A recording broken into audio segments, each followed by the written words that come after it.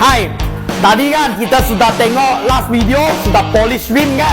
Okey, sekarang macam mana nak jaga? Apa produk kita nak pakai? Jom kita tengok sekarang bang. Anti-rain wheel coat. Anti-rain wheel coat, kebaikan dia sapu dekat rim kan akan jadi apa? Protection, jaga cat. Dia lama-lama pun tak kusam. Lagi bang, penting habuk besi dia kurang lekat dekat you punya rim. Masa you nak cuci pun senang. Sebab ni anti-rain rim coat mesti nak pakai. Okey, jom kita tengok macam mana wheel coat ini nak apply dekat rim atas. Okey, jom kita tengok macam mana nak guna anti-rain wheel coat sekarang bang. Masih buka bang.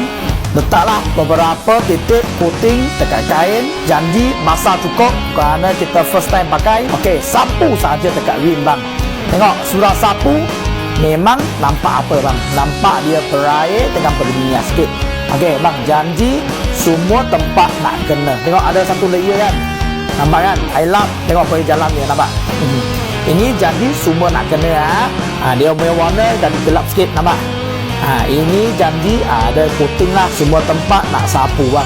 Selepas siap sapu, dia 1 minit. 1 minit saja ya bang. Jangan cepat dia.